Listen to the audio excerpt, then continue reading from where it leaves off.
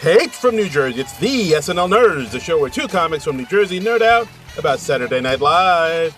I'm your co-host, Darren Patterson. And I'm your co-host, John Trumbull. I'm sorry, I was momentarily distracted by how hard you hit the in the SNL Nerds. I try to switch it up, try to keep it fresh and funky. I was every like, time. are there some off-brand SNL Nerds out there or something? It was like, why are we hitting the so hard? What's going on?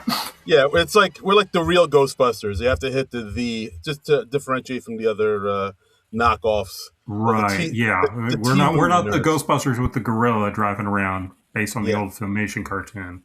Yeah, we're the one with Slimer and the hot Janine Melnitz with the red hair and the glasses. That's us. Okay, that's very disrespectful to Miss Annie Potts. Oh dear. All right. You know what? As soon as I said it, Miss Annie Potts, I apologize. I lost my head. I'm talking in a closet. It's hot in here. I don't know what I'm saying. I'd like to apologize to the Annie Potts. We have to point out to listeners, Darren records the podcast in a literal closet. Yes, exactly. That was not a metaphor. That was not like a turn of phrase saying that Darren is closeted or anything like that. But right. I am in a actual 2x2 closet. Yes. He has a literal closet so he can get clean sound. Absolutely. And apologies to the Potts family and to all my New Yorkers out there. Let's go Knicks, New York Knicks. We did it, baby. Fion, fion, fion. Yeah, what a story that is. The Knicks won it in 5, and this was their first championship since 73, was it? Yep. That's wild.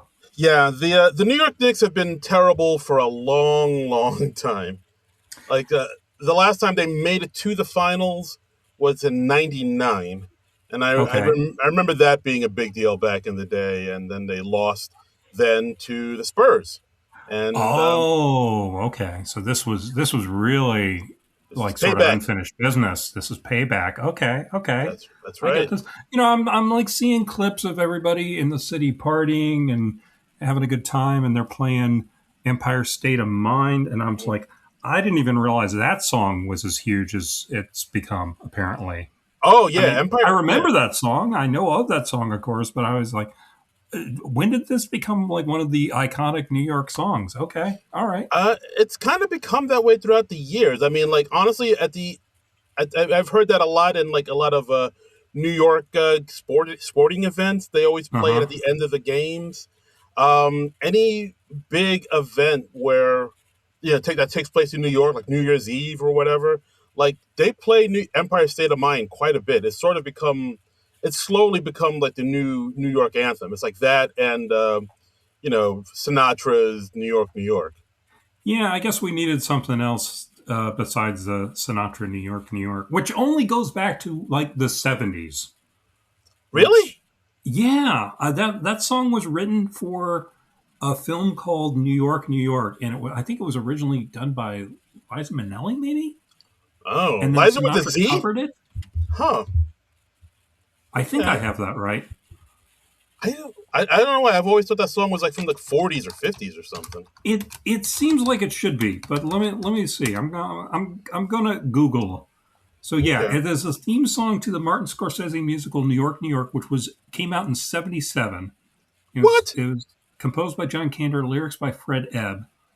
Liza Minnelli performs the song during the finale of the film. It was nominated for the Golden Globe Award for Best Original Song. 2 years later, Sinatra covered the song, and it became closely identified with both him and New York City. So the Sinatra Association only goes back to 1979. That is wild. That's crazy. I was around for that. That's crazy pants. Yeah. I always thought that song was like an old standard, like an old jazz standard. It seems like if you did a movie where like Sinatra was singing that song in the 50s or 40s, I would be like, yes, okay, that scans. But no, that song did not exist until 1977. That song came out like that song was around when like Saturday Night Fever was around. Is that what you're telling me? Yeah. The hell? Yeah, that's wild, right? That's pretty wild. Yeah. Oh wow, it's like Saturday Night Fever, the birth of hip hop, Sex Pistols, Right. and Frank Sinatra, New York, New York, all around the same time. You could have been hearing this song at the same time as like Rapture by Blondie. Fab Five Freddy. That is wow. All right. See you, ladies and gentlemen, on the SNL Nerds podcast. We entertain and we teach. Yeah, we entertain and we educate, which is okay. But anyway, the reason we were talking about the New York Knicks, in case you are listening to this podcast and you didn't look at the movie we were covering this week, we decided to cover the movie Semi-Pro with Will Ferrell from 2008 because it is a basketball team and it stars somebody from SNL. We were like, hey, that works. Yeah. So we're doing it. Semi-Pro, directed by Kent Alterman, who I believe this is like the one and only movie he's directed, because he's kind of known for being more of a producer. He ran Comedy Central, apparently. He was the president of Comedy Central in like 20... From 2016 to 2019, he was the president of Comedy Central. Yeah. And but before that, he was like an executive producer on Elf, A History of Violence, and Little Children. And then after... That's a very eclectic mix. That's an insane... Yeah, I did Elf, and I did the one about the child molester. It's like, wait, what? Sure. Okay. Yeah. All right. Okay. Yeah, and then after he directed this movie, he just went back to doing production, and then, he ran Comedy Central, and then he like I said, left in 2019. But as far as I can find out, this is the only movie he's directed, which is interesting. Yeah, kind of wild. And this was written by Scott Armstrong, who wrote Old School and Starsky and Hutch, 2 movies that we've talked about on this podcast. Movie came out February 29th, 2008. Had a budget of $55 million, only grossed $43 million. Oh, that's less. That is less. Let me just crunch the numbers. Yeah, okay. $43.9 million. That is less than $55 million. So this did not do so hot. Yeah, like I remember this movie came out and it didn't really set the world on fire. And after rewatching it, I can sort of understand why now. Okay, did you see this film back in the day? I didn't. I missed it in theaters back in the day, probably because it was out of theaters so quickly. Yeah, like I'm trying to think if I saw it in the theaters. I don't remember. I know I definitely saw this movie before, but I don't remember if it was on video or in the theaters. But I kind of understand why I didn't do that hot, because it feels like a mashup of things we kind of already seen Will Ferrell do before at this point. Yes, very much so. I had that in my notes. I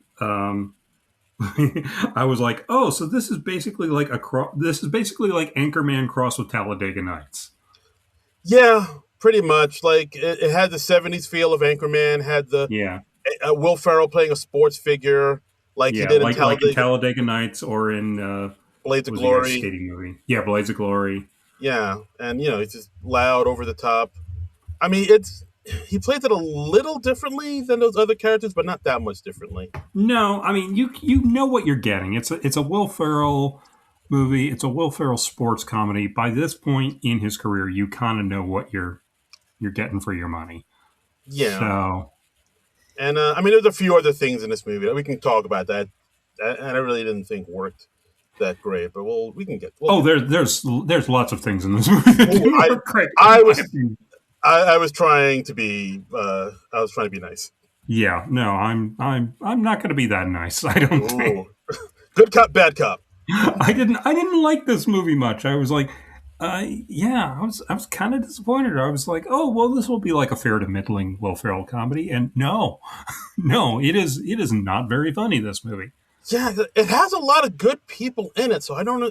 It's got an amazing amount of people in it. Okay, we got Will Ferrell, we got Woody Harrelson, we got Andre Benjamin, better known as Andre 3000. Yeah. Maura Tierney, who I love. News Radio. Will Arnett, David Koechner, Andy Richter, Tim Meadows pops up. Andy Daly. Matt Walsh. Yeah. Jackie Earle Haley. I mean, who else? Rob Corddry's in it. just It's it's like an amazingly deep bench of comedy actors, and like I like these other movies that Scott Armstrong wrote. Like I think Starsky and Hutch is underrated, and what was the other one you said he wrote? he was one of the writers on Old School. And I enjoy Old School, but this one, no, not so much. All right, so let's talk it out. Try to figure out what the hell happened here. Okay, I think it starts out strong. We start out with the song "Love Me Sexy," which, as we quickly learn, like the opening sequence, it does set up the movie well. I think we Yes, learn that Will Ferrell's character Jackie Moon, he had this hit song in 1970 called "Love Me Sexy." And then he uses the profits from that song to become the owner, player, and coach of the Flint Tropics basketball team. And this was back in the days of the American Basketball Association, the right, ABA. right. Which is, I mean, again, we're not sports guys. I kind of had to look. I kind of knew about the ABA, but I looked it up, and I Yeah. was like, it was kind of a rival to the NBA, but Yeah. in the from the late '60s to the late '70s, and then Like how you have the different football leagues, you have the NFL and the AFL, and they come together for the Super Bowl. there's I the think it was kind of XFL. like that with the ABA and the NBA, right? Yeah, well, I mean, it's some real life events do kind of take place in this movie, but Right. we'll get there when we get there. But yeah, yeah. So the movie starts off Flint, Michigan, 1976. Farrell plays Jackie Moon, like you said, like owner, player, coach of this team, and he's like a real big kind of promoter. He like really likes. He really has a lot of love for this team, and he's always trying to Lots of get. stunts. Yeah. There's a lot of stunts to get Yeah, people into the like seats. in the opening montage set to the "Love Me Sexy" song, we see at one point there's like a free gerbil night, Nice, get free gerbil. and yeah, and so it's things like that in that level. And I did like the sight gag. You see him and he's posing for like the Burt Reynolds Cosmos centerfold, but he's got like a basketball on his crotch. Yeah, he's buck ass naked. Except for the Yeah, basketball. yeah. So Just, just curly pubes and a basketball. I mean, Will Ferrell, he's always willing to get naked for a joke. So. Yes. God love him. Mm-hmm. But yeah, yeah. So he does, free gerbil night to get people in, dime beer nights, which turns into ugly as everybody just fights everybody Right. drunkenly. And yeah, yeah, and we see the two announcers, Dick Pepperfield, played by Andy Daly, Love Lou Andy Red, Daly. Another yeah, great person in this movie. Yeah. yeah, Lou Redwood, played by Arnett. And they announced the players to come on They the announced the team. players are unfortunately using the R slur, which makes like 2008 feel like a Mm, million years ago. yeah, but it takes place in the '70s when that was okay, I guess. Yeah, I mean, look, I mean that word was still being bandied around as recently as 2008 because I Yeah, remember also hearing it in Tropic Thunder. So, yeah, oof. Oh, but boy. it's like, oh no, yeah, you shouldn't Yeah, be doing this. even yeah, even if you're doing it ironically, you shouldn't be doing this. yeah. We got Matt Walsh here as the referee, Father Pat. Yeah. He's a Uh, referee and he's a priest, and they don't really do much with that. It's no, not it's really. just kind of a thing. I mean, but it's not Yeah, really a thing.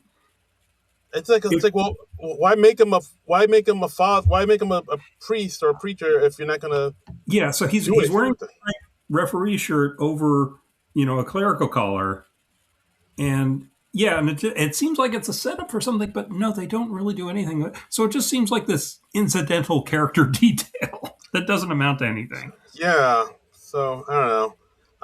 And like So one of okay, so I think that is the start of us saying like figuring out why this movie doesn't entirely work because it's stuff like that. There are things that are like sort of setups for jokes, but they never really evolve into jokes. exactly, yeah, and also it felt like a lot of stuff got cut out of this film. I don't know why it did.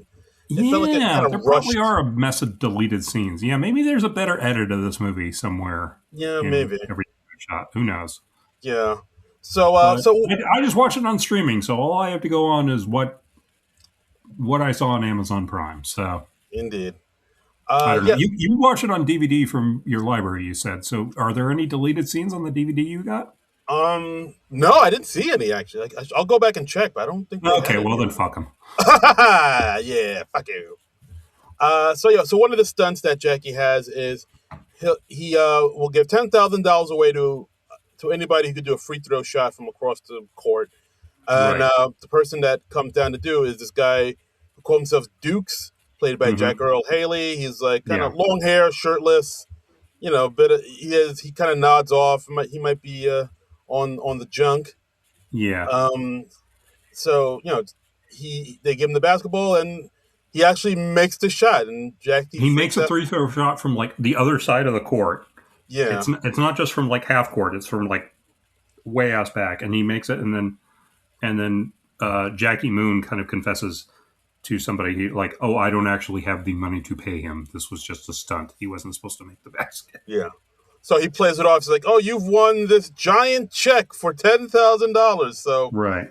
instead of giving him the money, he gives the guy like a giant novelty check for ten Right. thousand dollars, which And of this course, becomes kind of a runner through the film. We see Dukes pop up periodically, and he's like, "Oh no, I can't deposit this in my bank." And he's like, "Oh no, you should go to the giant check cashing bank. That's what I'd do if I were you." go to a bigger bank. Yeah. Let's go to a bigger bank. And we randomly in these opening scenes we see Jason Sudeikis in the crowd. He's like eating nachos. Yeah, he just plays like a random fan who's eating nachos, but it's nachos he bought from home, and Yeah. Jackie gets upset with him because he's like, "Oh, I'm trying to sell nachos here. What are you bringing food from home for?" And he's like, Yeah.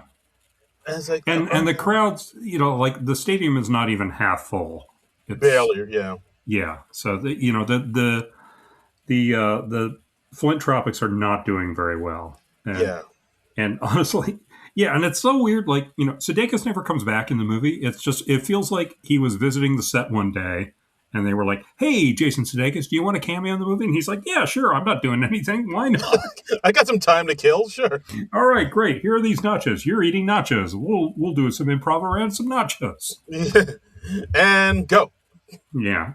Yeah, that doesn't really kind of go anywhere. But yeah, so Jackie, he's this guy who loves his team, but they're losing money. They're about to go bankrupt. Their team is not very good. The best player they have is Clarence, played by Andre 3K, Right. who's always talking about. Oh, is that how we're calling them? That's how we call him in the streets, baby. Okay. Okay. All right. So Andre, here's another thing. Okay, his like Andre 3K's character, his given name is Clarence, but he also goes by Downtown. And then at some point, like halfway, three quarters of the way into the movie, he decides he's changing his name. What did he change his name to? Coffee Black. Coffee Black. And again, it's not really a gag, it's just a thing that happens. He changes his name, and I don't think he changes his name again. It might be funny if like he was changing his name every scene that we see him in, but no, he just changes his name halfway through, and it's like, why are we Yeah, doing this? I don't know. I mean, they mentioned before he had other different names because they call him Downtown in the beginning, and Right. then they say like he called himself some other names like Doctor Funk or whatever, or Funkenstein, or Okay, so we're doing like a Dr. Johnny Fever type of thing here. I think so. He gave himself a bunch of other nicknames, but now, it's something. It's just like a thing that they mention. It's not. It doesn't really kind of lead anywhere. But it would Or be so much funnier if he was like doing that throughout the film rather than just him mentioning him having done that a bunch of times. Like, show don't tell, man. yeah, yeah, absolutely. Um, yeah. So after the game, the players were just kind of licking their wounds, having drinks. They know their team sucks, and Yeah. they hear the whole league is kind of about to go under. But Jackie tells them, "Don't worry, keep this under your hat. But I'm going to drive to Indianapolis for a meeting about a possible merger with the NBA." Right. So next day, he drives to talk to the commissioner, played by David Koechner, Yeah. and And it's kind of a straight role for David Koechner. He's not really as exaggerated or cartoonish as he is in, like, say, Anchorman. yeah, I mean, he gets a little loud and blustery, like a little Champ Yeah. Kindish a little bit, but not. I don't know, but by David Koechner standards, he's playing it pretty straight. By Koechner standards, he's he's dialed it down quite a bit. Yeah, and like at this meeting, Keckner announces as the ABA commissioner, he says, "Okay, so the Nets, the Spurs, the Pacers, and the Nuggets, they are all going to be playing in the NBA next season, and the rest of the league will dissolve." And Jackie Moon says, like, "Hey, no, let's not do that. It should be the best four performing teams. The best four teams should go into the NBA. It shouldn't just be those four random teams." Right, and he gets all the other team owners on his side about it because they're ready to Right. take the money, but they're like, no, the season's not over yet. It should be the best four teams. Oh, and a little bit of history here. So when he mentions that the four teams that will be part of the NBA, the Nets, Spurs, Pacers, and Nuggets, those were the two ABA teams that were Mm-hmm. taken into the NBA back in the Wait, 70s. you said two? Don't you mean four? Four. I don't know numbers. Okay. Okay. I'm in the closet. It's hot. But yes, those were the four teams from the ABA that were Right. ingested into the NBA. Yes. Yes. And I think that's a great premise for a sports comedy. Is yeah, we got this team from the ABA. The ABA is going away. They want to prove themselves, so they have to get into the top four. So they don't have to finish the season at number one. If they can finish the season at number four or above, then they're going to have their shot to get into the NBA and keep Yeah. the team going. Okay, we got our That's a great steak. premise. Yeah, we got our steaks. Yeah, exactly. Um, so, so to bring the Tropics up in the stats because they're I think the last place team at this point, the last Yeah, ranked team. yeah, they stink. He makes a trade. He trades for a new player, Ed Monix, played by Woody Harrelson, and he actually trades him for a washing machine. Which tells you all you need to know about Ed Monix at his Right. where he's at. So the And team. it also tells you a bit about Jackie Moon too. So Yeah, that's true. Exactly. yeah, We learned that's probably one of the funnier gags that's a funny in gag. Yeah, in the movie. Yeah.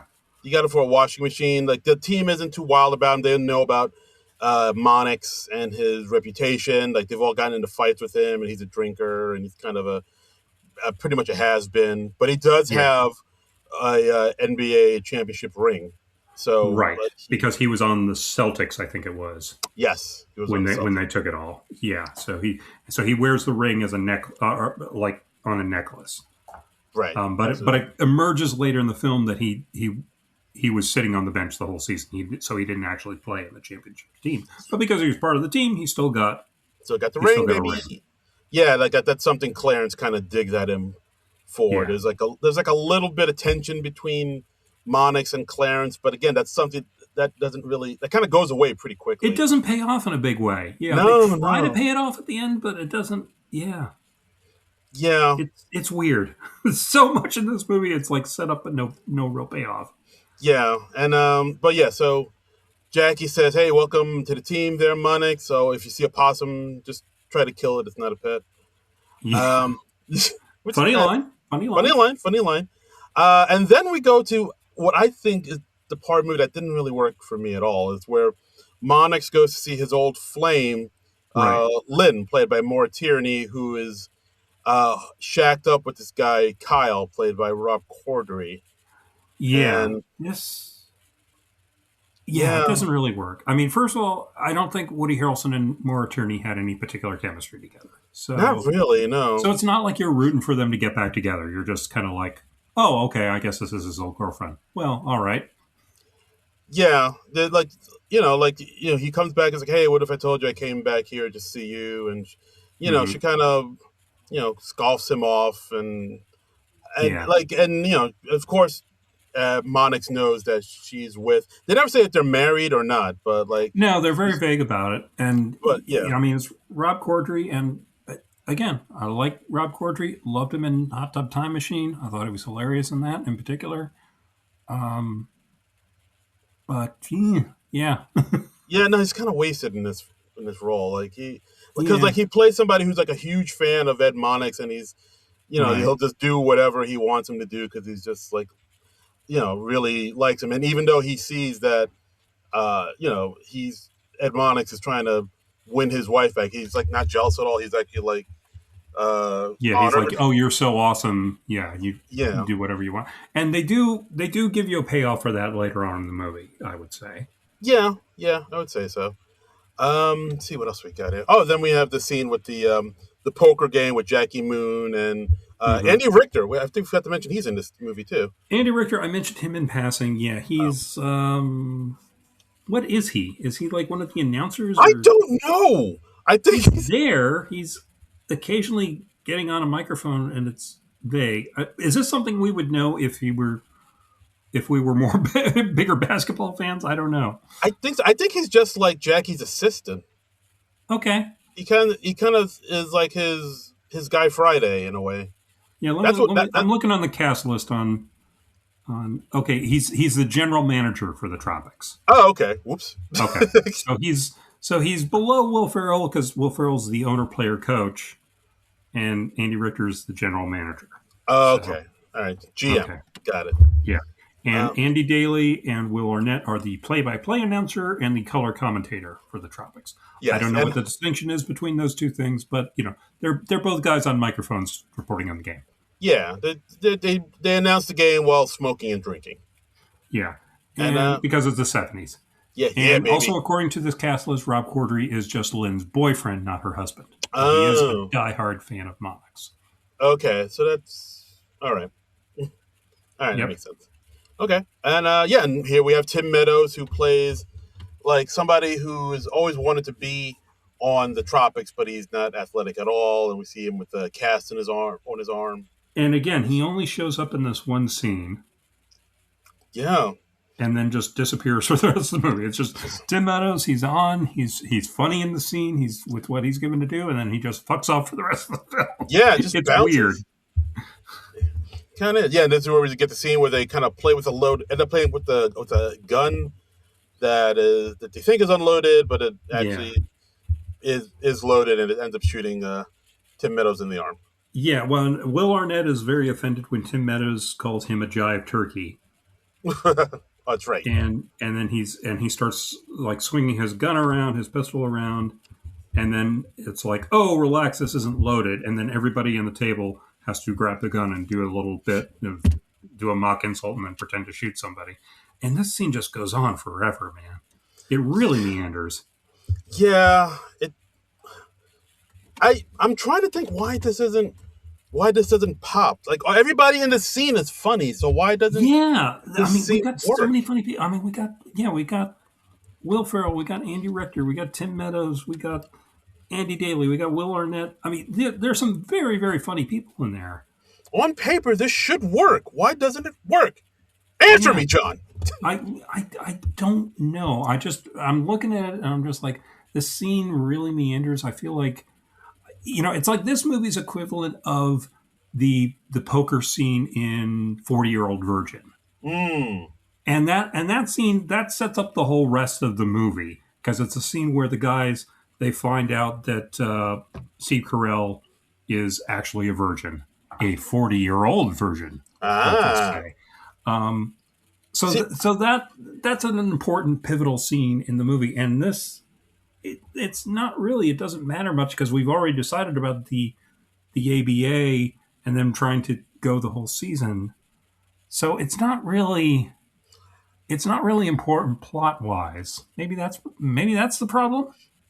you know how not important this scene was, John? Yeah. So I was, like you said, I was watching this on my a DVD I got from the library, and when I was when the scene came up, it was like I guess the DVD was like scratchy or something, so it was kind of like cutting over it or in and out. Like Okay. it Yeah. kind of Skipping froze. ahead.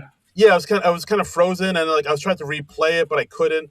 So I was like, all right, let me just fast forward through this. Maybe that'll Right. work, and it did work, and I was able to watch the rest of it, but I didn't see a lot of that scene, Yeah. and so it feels like I didn't really miss much of So you anything. didn't feel the need to like look up that scene on YouTube because you weren't understanding anything later on in the movie or anything like that.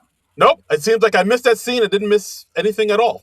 Yeah, my notes are just like poker scene really meanders, and then Mm, Arnett offended when Tim Meadows calls him a jive turkey, yeah, and yeah, and I don't think anything really important happens plot wise. So all right, fair yeah, enough. So we get a road game. We get the team going to St. Hmm. Louis to Yeah. play some basketball, and yeah. Oh, let me try to see what I wrote here. Yeah. I Uh, mean, this is where we kind of introduce the Clarence Monix rivalry. And Clarence yeah, is given, Andre Benjamin is given Woody Harrelson grief because he's like, you sat through every playoff game. You don't deserve to wear that ring. And we also find out Jackie Moon's one of his philosophies is ELE, everybody love everybody, yeah, because he wants everybody to get along at all times. yeah. Everybody love everybody. Yeah, so Love he's is trying to just kind of squash any conflict before it comes up. yes, but then he'll tell Father Pat to S my C, I'll murder your family. But that comes later. Yeah, yeah. And we also find out somewhere around here that they have to get 2,000 fans per home game. They really have to boost their ticket sales Yeah, if they want to make it to the NBA because it's got to be these teams have to be popular. They have to have a following and all that, and that makes sense. So they start to do stunts, like Jackie Moon decides, oh, we're all going to start to wear eyeliner during our games. yeah. For the TV camera, so their eyes can pop. Okay. That was the rationale. But then Yeah, they learn very quickly that it starts to run when they sweat and it burns their eyes. yeah, So it's a sort of funny idea, but it's not really big enough to be a funny stunt, you know? yeah. It's not quite. It's more like mildly amusing than anything. Yeah, exactly. It's not. I mean, if they're I gonna don't know. do, I like it's like seeing Will Ferrell and the other guys with like runny mascara. It's not that funny of a visual, you know? it's really not. Like just describing it is doesn't even sound that funny. No, it's just like, oh yeah, that's the thing that happened. So it's Womp like, womp. I mean, I wish they'd gone further with it, where it was like, oh yeah, we started with a little eyeliner to bring out our eyes, and then we went on like full makeup, and if they were like wearing full Like yeah, makeup like lipstick and rouge and yeah, blush and yeah, yeah. So that's something. There you go. See, John, you did it. You made it better. yeah. I mean, I'm rewriting this movie 18 years after the fact. There you go. Better late than never, I say. Hmm. Yeah. So and also as they're playing a game, Monix kind of gets into it with another player who's Right. being like a big old jerk. I think the guy from like Mad TV, the guy Peretti, I believe his name is. And but Jackie doesn't want any of them to fight in front of the cameras because the commissioner could be watching. Right. So they And fight. they do cut to David Keckner like watching at home with his wife. Yeah. So they fight Um, during the commercial breaks. I do like the idea of them having a full out brawl during the commercial break, and then as soon as they come back, everybody just pretends that nothing weird has been happening, and Right. both teams just kind of instantly go back to. Yeah, that's a funny idea. Again, they could have taken it a little further. Yeah, like going the full Bad News Bears slap shot route. Yeah, yeah. Like let's see them like bleeding. Let's see somebody Yeah. with like a broken limb or something, Yeah. or Break some limping, bones. and Come on. yeah, I want blood. yeah, I want fatalities. yeah, I yeah. want. But yeah, so I think like halfway through the game that they kind of go into the locker room, and Jackie's kind of happy that the team loved the fights because he Hmm. likes to boost up morale. But Monix Right, is like, we need a basketball, we need a team, we need a plan here. We're like, we need a right. game plan. We are so Yeah. lost. You're just all about boosting morale. You're not worried about teaching these guys like the fundamentals or like anything like that. Right. Yeah, we've got to get better as a team. We've got to play better. We've got to have more plans and plays and that sort of thing. And Jackie Moon's like, I'm not really an X's and O's kind of guy. Yeah. So yeah, he's not really running the team like a business. He's running it like a very expensive toy, you know. So Yeah, exactly. And then Monix gets into it with Clarence about because Clarence gets into it about him riding the bench, and right, then Monix just kind of tells him off, saying like how he's pissing away his future. You never learned how to play actual basketball, even though you got talent. And then Then he storms off and he kicks in a cop car window and Mm-hmm. immediately gets arrested. Right. Jesus. And his ex-girlfriend Lynn bails Monix out of jail, and he's there in his tropics uniform. Mm. And after she bails him out, he like apologizes for cheating on her. Yeah. And I think he said, I think she says like, "Oh yeah, you cheated on me twice," and he's like, "No, it was just once, but it was with two women." I'm joking, baby. Come on now. I was just Yeah. playing. Yeah, like Yeah, and Again, then I'm not really invested in the subplot at all. I'm really not. Like they really kind of force it together. Force these two guys together. It's like, oh, there's this relationship is it's just not there. And again, I like Woody Harrelson as an actor. I like Maura Tierney as an actor. But I'm never at any point like rooting for those characters to get together.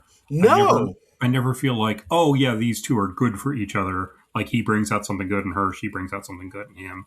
You never get that sense. It's just sort of like, oh yeah, I guess they used to date, and I guess they're going to be dating again. All right, that's okay. Yeah. And it's not like, and Rob Corddry is such an amiable guy because he's like this super fan of Monix. You don't really dislike the guy. He's not like an asshole. He just seems kind of oblivious.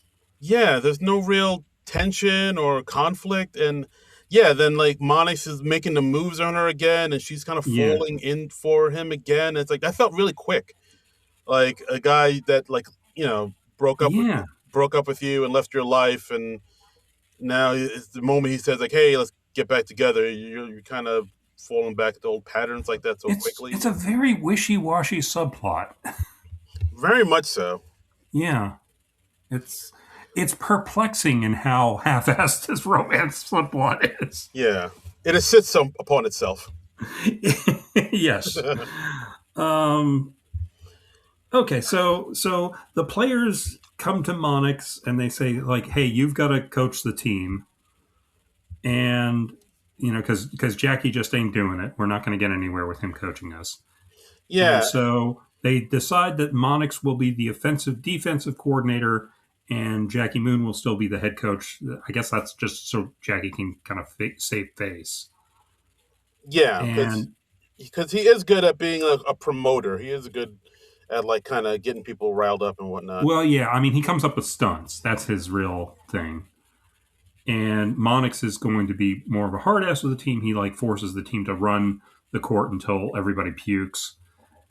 And then we have a not terribly funny scene where Will Ferrell confesses that he's never actually puked in his life. Even when he was a baby, he didn't puke. Yeah, and then so then Monix says, "Oh, you never been punched in the jejune?"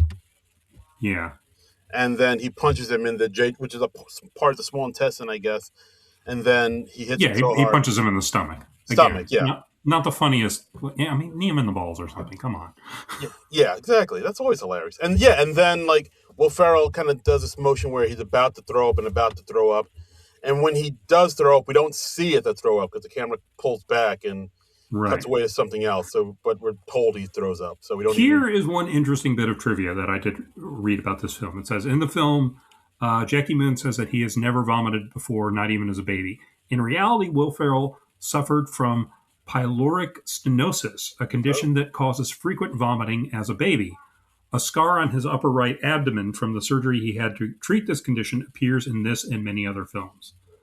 And I remember seeing that scar in Blades of Glory.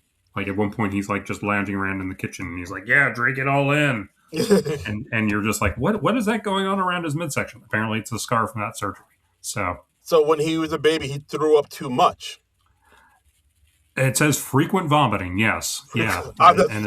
Enough that it is a medical condition. So, yeah. Wow. Glad he got that fixed. Glad we nipped that in the bud. Yeah, that sounds like a scary thing to be happening to your baby. That sounds some nasty business. Yeah. Oof. But yeah, like in this movie, like he talks about how he's never thrown up, and when he does finally throw up, we don't see it. So it's like not as And it's not particularly relevant to the plot that he does throw up. He doesn't like no, throw up at a no. climactic moment in a game or something like that. He doesn't like sabotage the team's chances because he threw up at the wrong time or anything. Yeah, it's just like another It's thing. just this arbitrary thing that happens in the game. So yeah, we're not really building the stakes at all. Yeah, not really. I mean, even the fact that they're like, oh, we just have to finish in fourth place. Well, that doesn't really, like that doesn't really juice me as an audience member. It's like, oh, you have to make it to fourth place. That ought, that doesn't sound that hard. yeah, yeah. I mean, I don't know much about sports, but like I feel like Yeah, fourth place is it's doable. that seems very respectable. Yeah. So the next game comes up and the team does well. Yeah, This is the one where there's a free corn dog night, and he right, gets freaked out that like he tries to. Jackie says like after we get over 125 points, everybody in the stadium gets a free corn dog, right, but he's worried because the team's doing so well that they might actually get over 125 points. right. So he's like, we have to win, but we can't win by too much. We have to Right. win so that we can advance as a team. But if we score over 125 points, we have to give everybody in the stadium a free corn dog, and I don't have that. I didn't make Yes. any preparation for that. It's like the free throw shot from early in the film. He just like did the promotion, and he didn't think of like, oh, how do I actually follow through with this promotion? That's right. He learned nothing from the free throw shot fiasco. Yeah. So we do see him Jackie tackling one of his own players so that they don't score 126 points, and it's like the guy he tackles is like doesn't really speak English, so he didn't really understand this.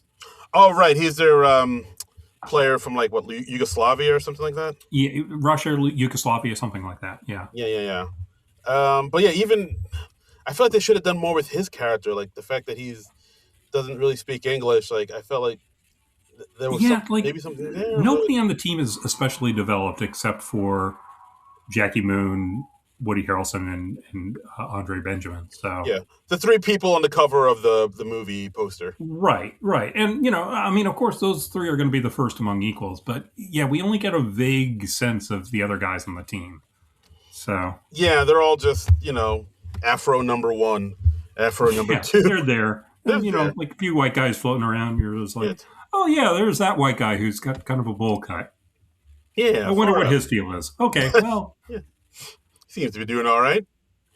um, But yeah, but, they but, get over 125 points, and he has yeah, to give everybody free corn dogs. So he just like makes a break for it and runs out the stadium. right.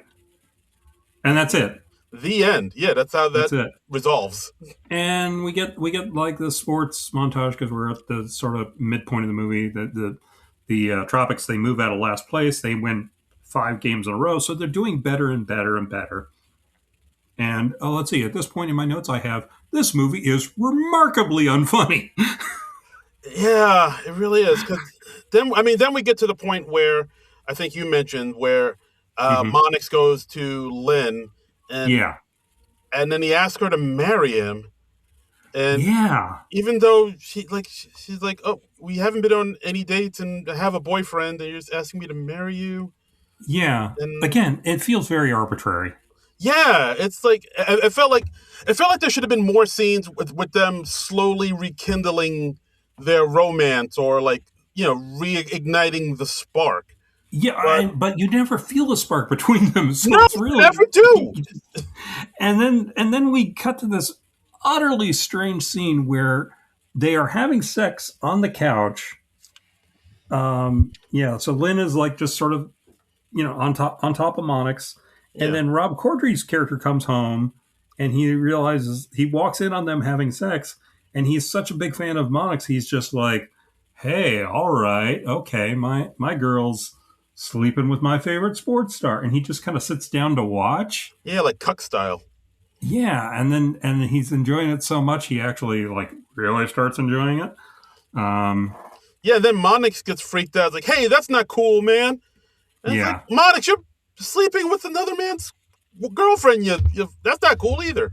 and it's so extreme. It should be funnier than it is, but it just doesn't work. I don't know. I just kind of felt sorry. I was like, oh, you made Maura Tierney and Woody Harrelson do this, did you? Yeah, Why'd you make them do this movie? I feel bad for them. oh, movie, why'd you do that, movie? Yeah, it just doesn't. Again, it's like this. I don't know. I felt that that whole subplot with Monix and Lynn, I just don't think worked. I They're just don't. trying to go there with the Rob Corddry thing. I mean, they're really trying to go there. I mean, it's the germ of a funny idea. It's like he's such a big fan that he doesn't mind him seducing his girl, but Yeah, but wow, but it doesn't work. no, it doesn't. It does not. Yeah, But anyway, back to the team. They're doing well. They're doing better. At one point, yeah, the GM Andy Richter tells Jackie that the commissioner is coming to Flint, so they need to like a right. big stunt to get a ton of people in the stadium. So Jackie goes on a talk show, tells him that they're 2 wins away from getting his team into the NBA, and to get attendance up, that he will wrestle a bear. Yeah. We also, I think, shortly before this, we see him stunt where he's like jumping over 47 feet of ball girls on a Yes, motorcycle. that happens too. There's a lot of crazy stunting he does in this. All the Yeah. stunts. And the ball girls are basically like just women in bikinis. Yes, very much so. Uh, Hey. dancing around. So it's exaggerated, but it's not really exaggerated to like a really funny comedic level. It's just sort of mildly exaggerated from reality. It feels like. Yeah, it never kind of, I don't know, elevates or escalates. Yeah. I don't know. It's not embellished to the point of hilarity. It's just kind of embellished to the No. point of, oh, okay. Very strangely, because like Anchorman goes out there. Uh, It does. like other Will Ferrell comedies get out there. Like I mean, I think Talladega Nights got really out there. It got out there. We got to do From that what I movie remember, too. the campaign went really out there. But Yeah, we got to do that movie too. yeah, this one only just sort of mildly goes out there. Yeah. So, I do like Will Ferrell's afro though. I think his afro looks pretty cool. I mean, his hair game's usually pretty good in these movies. His hair is perfect. Yeah, so Jackie Moon pledges to wrestle a bear, and we get a whole extensive scene of him wrestling a bear, and we get a cameo from Kristen Wiig as the bear wrangler. Right. She's been working with the bear for about a day or so, but she worked for cats for like 12 years, so she's very familiar with animals. Right, right, That gave me a chuckle. and the bear escapes.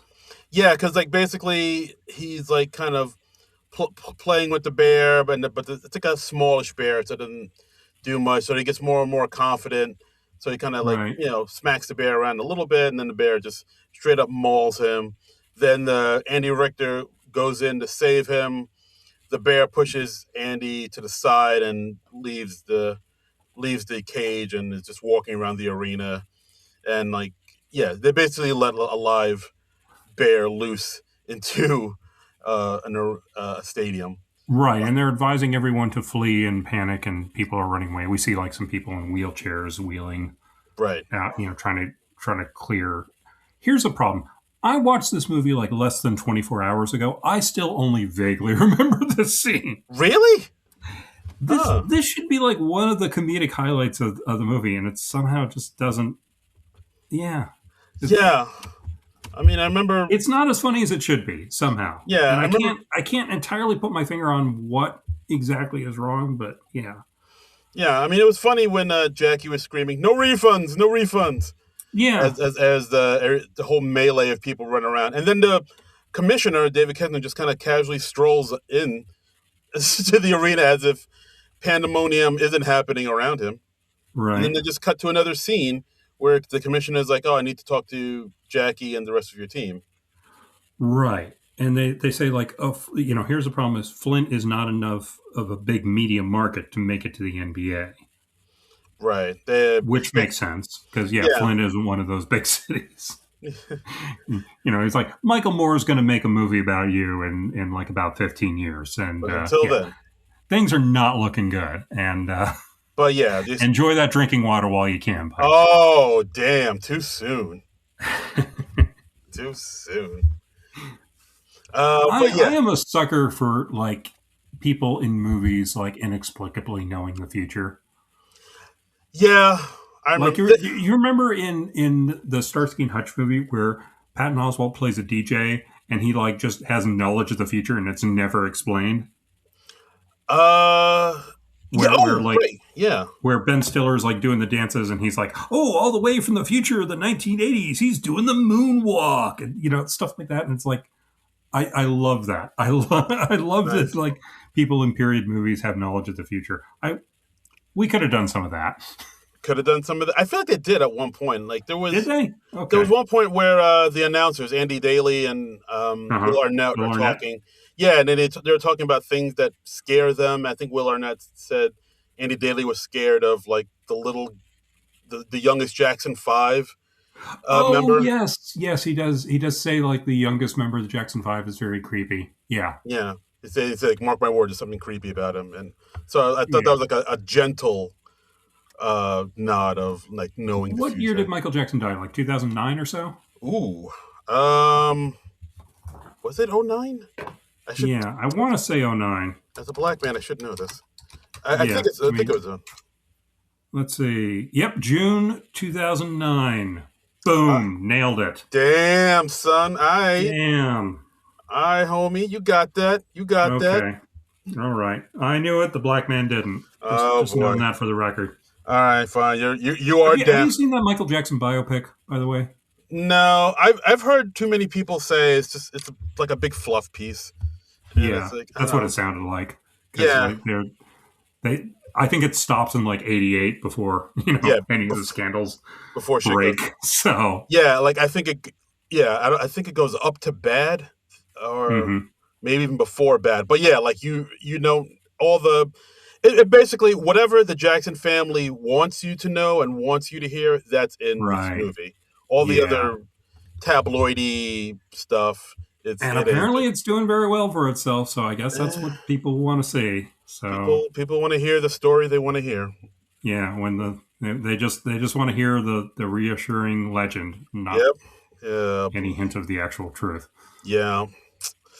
And so it goes, and so it Anyway, goes. yeah, something creepy about that Jackson kid. Hmm. Um, But yeah, so the expansion committee had an emergency meeting, and Flint wasn't a big enough media market. So no matter what they do, right. Flint Tropics is getting the axe.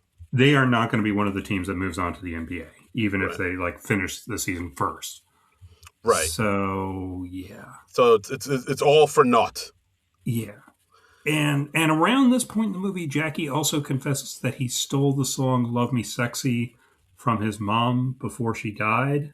Yeah, they mentioned a couple times in the movie like how Jackie really loved his mom who's passed away, and like it kind of leads to something at the very end of the film, but it's not a huge thing.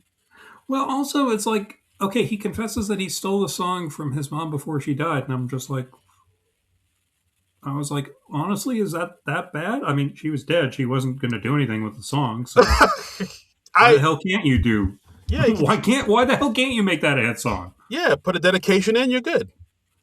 I was just like, I don't get why that's such a a horrible thing for him to have done. Is that bad of me? Is that bad? Um, I don't know, man. You're good. It's good. You can't take a dead person's work and claim it as your own. No. Well, I don't know. I heard that and I was just like, yeah, why is that so horrible? I don't get. Oh boy. It's not like he's like actually cheating his mom out of money because like his Yeah. mom is dead and he presumably is his mother's heir. So Yeah, I see what you're saying. yeah, Yeah. Yeah. No court can convince you. Yeah, you're doing all right. Your Honor, my mom's I mean, dead. it's just the song that's just sitting there. He knows about it. She's gone. Yeah, Okay, I've heard enough. Case take your dismissed. love me sexy song. Yeah, Your Honor, please. But yeah, so yeah, Jackie and the rest of the team, this is their lowest point. They can't do anything. They're all bummed. Next game will be their last. Jackie traded Clarence to the Spurs, uh, right. which is something they just mentioned. And And this is a point where he switches his name to Coffee Black. for I think. unknown reasons. Yeah, and here on Wikipedia, it runs down his names. It says he's Clarence Withers, a.k.a. Sugar Dunkerton, a.k.a. Downtown Funky Stuff Malone, a.k.a. Coffee Black. And I don't know, that gag didn't really work for me because it's like it's it can be tough for me to get like one character name down, but when you're hitting me with like 4 or 5, I don't know, it's a lot. Yeah, and also like Sugar Dunkington, that's kind of a joke name. The second one, Downtown, that's kind of a joke. And Coffee Black isn't that much of a joke nickname. Coffee Black is really an absurd enough name to, yeah. Yeah, Like Downtown Funky Stuff Malone, yeah, that's absurd. Yeah, that's absurd. Coffee Black is just like, okay, I could see an NBA player calling himself that. yeah, that sounds like a blaxploitation film. Yeah, like All y'all, all y'all jive turkeys better watch out for Coffee Black, just baby. name to a symbol like Prince or something. You know? Yeah. But he's doing it in like 1976, like 20 years before Prince did it. Yeah, like like a Ghostbusters symbol with like an umlaut over it or something. Right.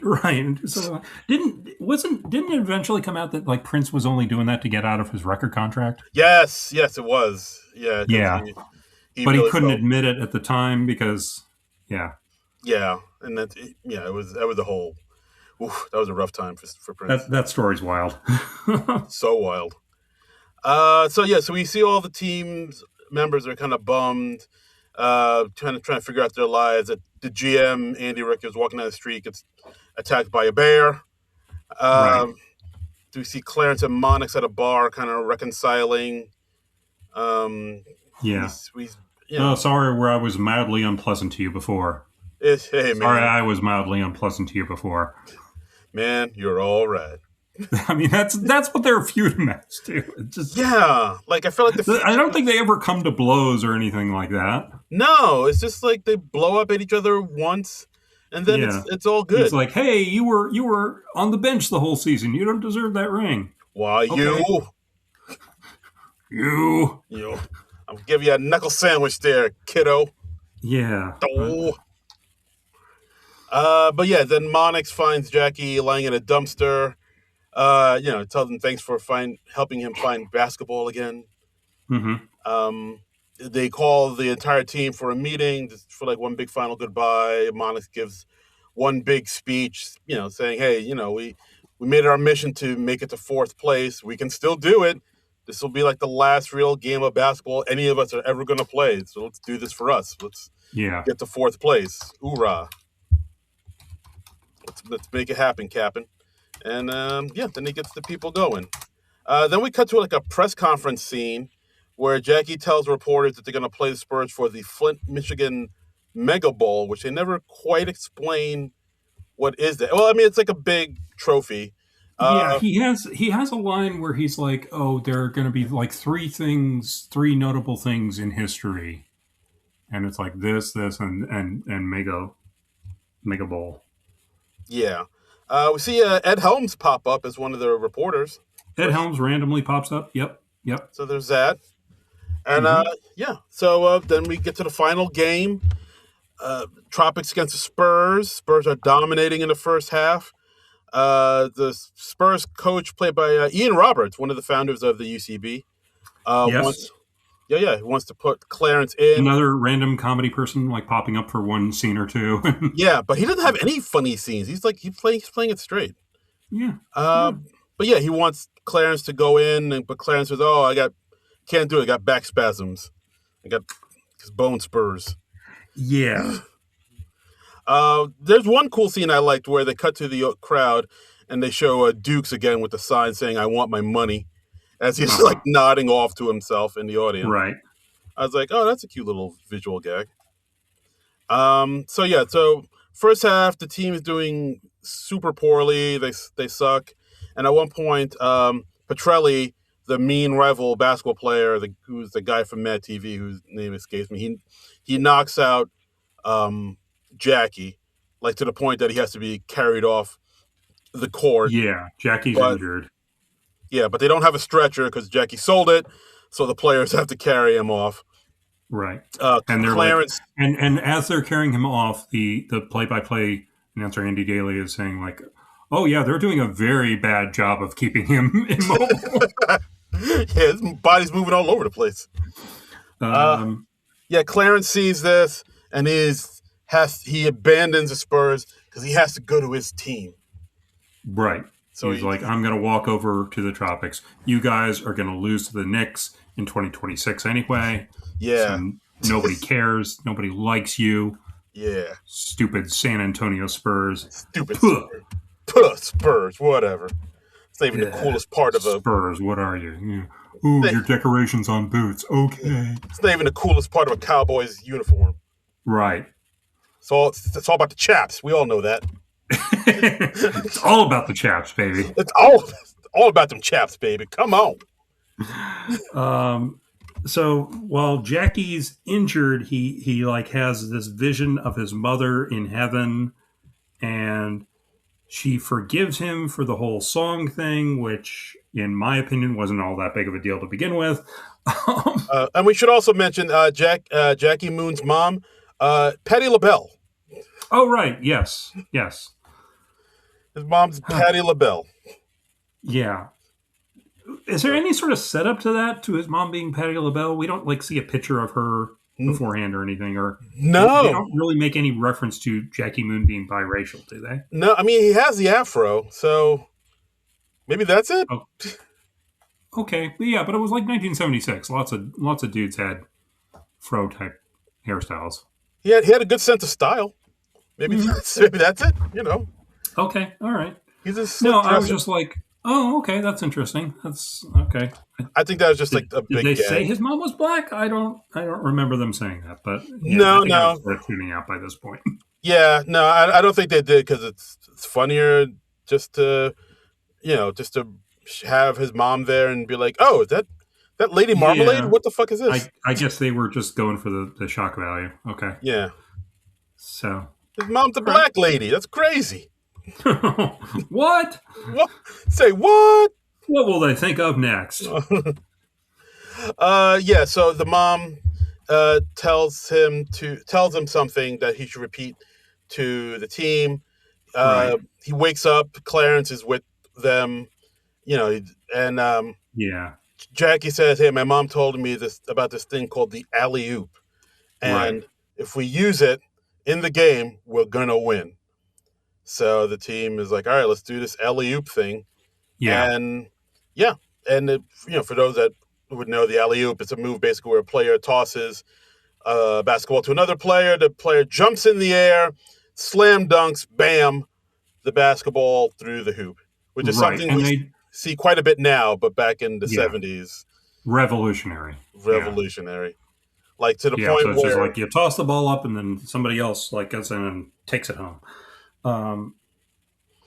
So the first time they do it, the entire audience goes silent. No one understands what they saw. Everyone's like, "What? Wait, what was that?"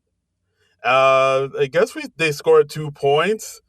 I guess. Yeah, there's actually a debate about it. The ref at first he declares 2 fouls because I think he says like, "Oh, you were traveling," and he was like, "No, I kept it to a step and a half." And then they persuade the ref, and then the ref, Matt Walsh, Father Pat the ref, he ultimately gives them 2 points.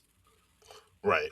So and so with this new revolutionary new move, the alley oop, the Tropics come back from a huge deficit, and and then it looks like they're about to poised to win the game.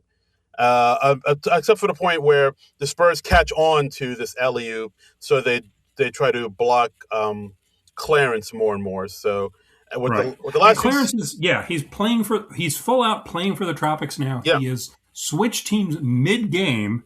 And nobody objects to that. Yeah, I guess apparently that's just a thing you can do. Look, I know this is the official NBA or whatever, but there has to be some rules in the ABA saying you can't do something like that. This is like, I mean, I don't even remember them doing this in like Air Bud and Space Jam. I don't remember anybody switching teams halfway through.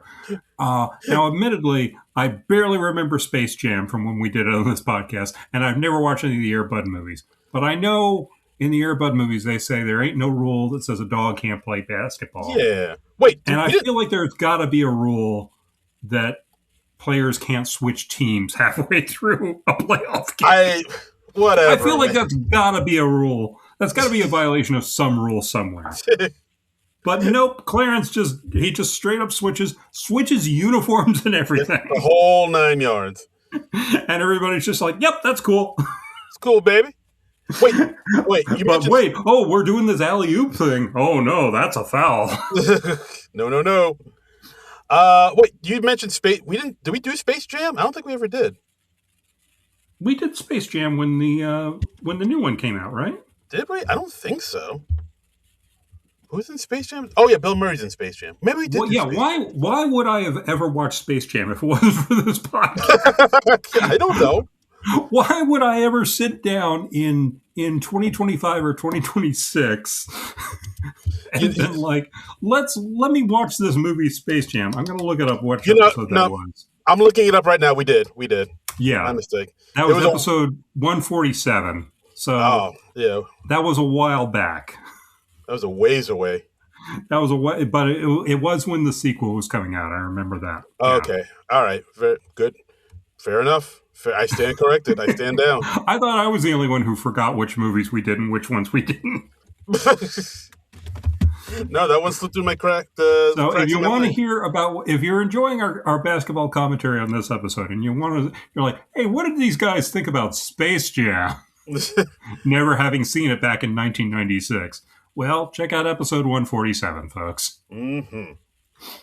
So since the other team is on to them about Clarence and the alley-oop, Monix is saying, all right, well, now we got to go to another game plan. We got to go with the puke. Which is run the puke. Right. So they get fouled by Petrelli, and Jackie needs to throw 2 free throws with 2 seconds on the clock in order for their team to win. He shoots his free throws granny style. Yes. Where he's taking it down low between his legs, and he just kind of hoists it up, and yeah. Yes, kisses the ball for good luck. And the first one, he does get it in. Mm-hmm. So they're close to winning the whole thing.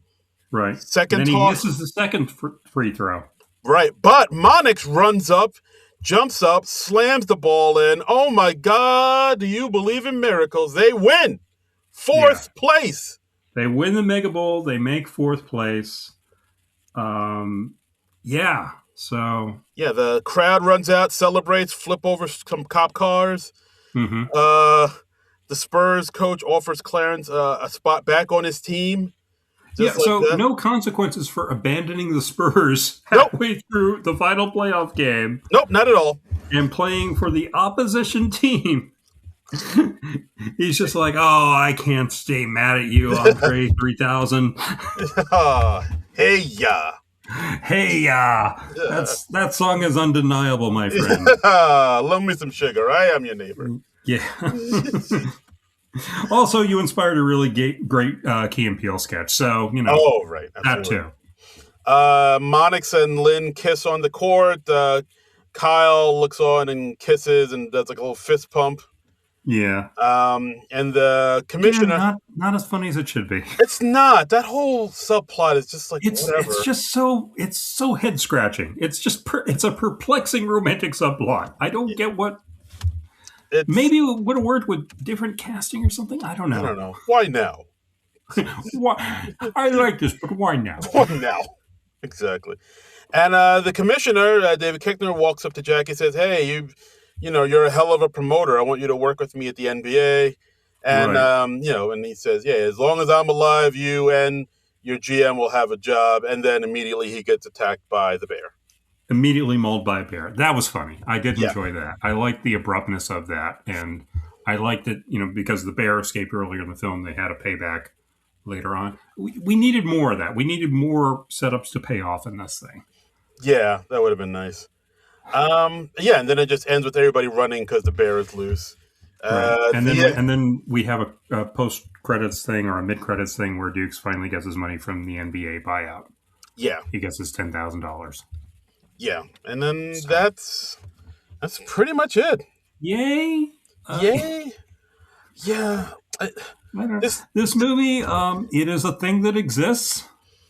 it should have been so much better than it It's was. there. It's Yeah, I'm it. I mean, I think we said it at the beginning. It feels like stuff you've seen Will Ferrell do before, and but he's done better elsewhere. yeah, This is I haven't seen every one of Will Ferrell's sports comedies, but this is the least of the ones I've seen. I mean, I, it's certainly no Talladega Nights. Blades of I Glory. wouldn't put it as good as high as Blades of Glory. Those movies both entertain me a lot more than this one did. Yeah, and I mean now he's gonna have the Netflix TV show The Hawk that comes out, so we'll see how that goes. But yeah, What just is the Hawk about? Is that another basketball thing or? no golf. He's a golfer in that one. Oh, I might have watched a trailer for that. Yeah, Yeah, it's and of like course yeah, we had he had his whole fallout with McKay. with Adam McKay because he wasn't cast as the coach in the basketball series that he was doing. Oh, the Was that for Lakers. Netflix? No, it was for HBO Max. It was like the Lakers Oh one. yeah, it was like the beginning of the Lakers dynasty. Yeah. Yeah, Uh, shoot, I forget what. Winning Time: The Rise of the Lakers winning time. Dynasty. That was it. That was it. Yeah, Yeah. I never saw it, but a lot of my friends really liked it. I mean, I heard it was good, and then and Adam McKay he ended up casting John C. Riley in the Yeah. part instead of Will Ferrell, and Will Ferrell apparently really wanted that part, and that was kind of the final straw of their friendship. Oh boy. And I don't know if Will Ferrell's on the outs with John C. Riley because of that too, but I don't know. John C. Reilly has he done? I feel like he's like retired from acting almost. It seems I don't really. he's been doing some publicity lately. I saw him. He was recently doing he did a Criterion Closet video, and he was he on the Conan O'Brien's podcast? I watched some interview with John C. Riley. Yeah, it was like Conan O'Brien. So he's promoting something. He's Okay. he's touring with a band. That's what he's Oh. doing. He's got an album. Oh, interesting. Okay. Yeah, yeah, that's what he was promoting. Okay, John C. So yeah, John C. Riley just seems like such a freaking sweetheart. Yeah, Uh, I'm down with him. he just seems like a great guy. You can't dislike that guy. No, no, he's Um, good stuff. But I can dislike this but movie. I can and I do dislike this movie, and this really shows like how Adam McKay had the touch for these Will Ferrell comedies because like we've seen the ones that Adam McKay has directed, like Anchorman and Step Brothers and other stuff, and then we've seen some of the ones that Adam McKay has not directed, like this and Holmes and Watson, and oh boy, they do not really work. Yeah, I mean, I don't know. There's something about McKay that like he gets it a lot more Yeah, and than. it's just a shame that they're apparently not getting along these days, and also Adam McKay doesn't seem to want to do the wacky comedies that he used to. He's Yeah, he like, oh, does. I want to make serious films about politics and stuff, and Yeah, I'm a okay. grown up now. I mean, and that's his prerogative, but it's like you're so good at the comedy, though. Yeah, but I don't know if your heart's not in it, then I don't Yeah, know. true. Yeah, c'est la I vie, don't though. know. I just want it to be like 2006 again, and them making more goofy comedies together. Same. Why can't it be the past? Yeah. Yeah, but yeah, this movie it's a bit of a letdown, bit of a disappointment, and Yeah. don't need to see it. And No. that's our No. episode, guys. That's. I guess we're done. It's semi-pro. You can give it a miss. I guess I don't remember if I consciously decided not to see this in 2008 or if I just didn't get around to it before it left theaters. But all I can say is, good call, past me. You're killing it. Well done. I mean, Well done. yeah, Alright, but it just is such a shame. It didn't really work. it should have worked. Should have It worked could so have much worked. better. It just doesn't. We could have had it all. Could have We had could it have all. had it all. Yeah. Yeah. But that's the episode, guys. Thanks for listening to the podcast. As always, you can follow us on the Blue Skies at SNL Nerds. You could listen to this madness on our YouTube page. Go to non-productive.com. Donate to our look up our Patreon. episode on Space Jam. Yes. Episode 147. The memorable episode that we did on Space Jam. Go listen to that. Listen to it and just and then start asking Darren all sorts of very specific questions about it, and he won't remember him at all. Yes, I will look at you blankly and just walk away. That's right.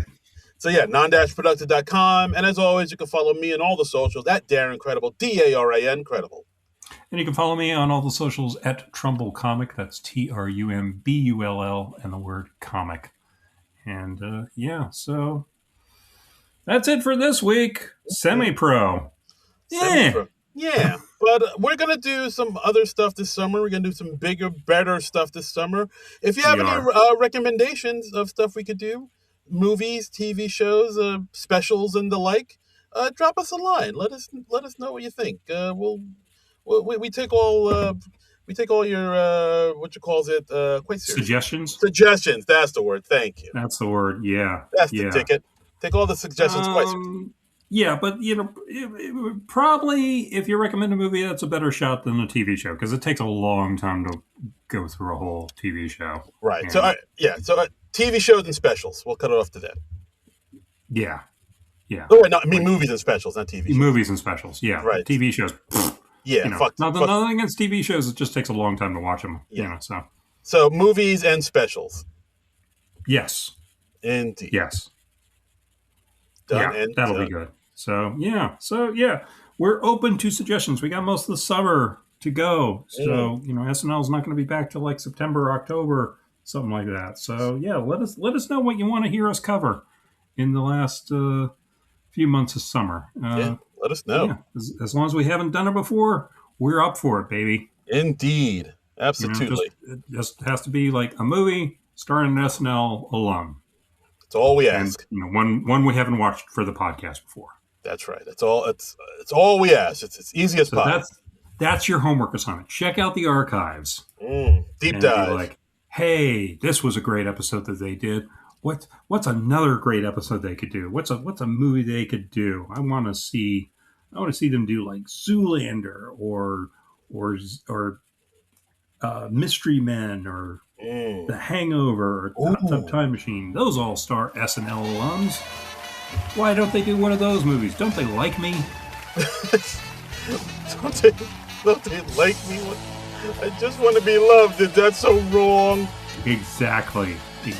So let us know. We're open to suggestions, is what I'm saying. So but we're going to do some more thinking. We're gonna have something really cool for you next week. So, but until then, nerd out.